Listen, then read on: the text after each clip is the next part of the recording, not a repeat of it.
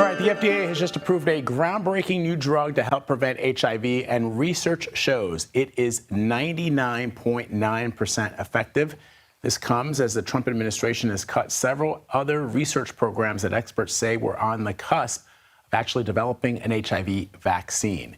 I want to bring in Dr. Amesh Adalja, who is a senior scholar at the Johns Hopkins Center for Health Security. Doctor, it's always great to have you on the show, but particularly this critical moment. Tell us about this new drug. Tell us why this FDA approval is so critical for the fight against AIDS. And how does it, just as someone who has been in the medical field for as many years as you have, how does this sort of change the game for you? Because my mother was a medical administrator in the late 1970s and early 1980s. So I remember the very early infections that people had of HIV and how devastating it was. We lost 700,000 people to that horrible virus, and now this is a game changer. Exactly. This is something that's really a major breakthrough. And what it is a form of what we call pre-exposure prophylaxis, or PrEP. And we've been using different types of PrEP, which means taking medications ahead of time so that the levels are in your blood so that you can't really be infected by HIV. And we've had oral PrEP regimens, and we have another injectable PrEP regimen. This one is better in the sense that you only need to take 2 doses for the entire year. So that makes it very easy to take. It makes it very easy to comply with. You don't have to worry about taking a pill every day, and you don't have to come that frequently. So that makes PrEP easier to do. And the easier that PrEP is to do, the more people will use it and the less HIV infections that we have. We know in the United States, probably about 1.2 million people could benefit from PrEP, but less than 400,000 people take it. And we still have around 40,000 or so HIV infections occurring in the US alone every year. So this is something that could really make a dent. And in that sense, it is a major breakthrough, because if we have the technology now to prevent HIV. We don't have a vaccine, but we have really efficient ways to use pre-exposure prophylaxis.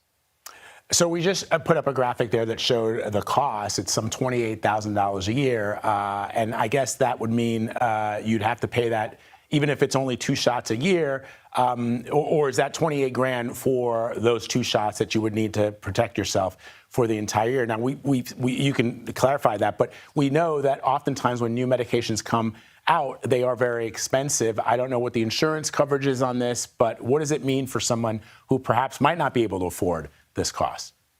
Well, that's all going to be worked out. And what we will see over time is the price will drop. Just like any new innovation, that's going to cost something, and the investors need to get a return on investment, because that's what kind of fuels innovation in the pharmaceutical industry. So that price tag will go down. But think about $28,000 and then what it costs to treat HIV over a person's life. That $28,000 pales in comparison. And the prior injectable that we were using was around $24,000. So it's not much different. I know people have kind of this idea that these innovations, the next question they ask is, who's going to pay for it, or it's too unaffordable. Remember, this was literally priceless. There was no price for this type of prevention. So I think you have to keep that in mind, that medical innovation is something that requires return on investment. And that's what we're seeing with that price. But I suspect it will go down as more and more people use it. Remember, Gilead wants to sell this drug.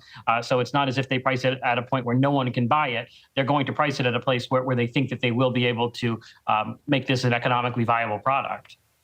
All right. And real quickly before we go, it's been approved. So how soon will it be on the market? Is it available now?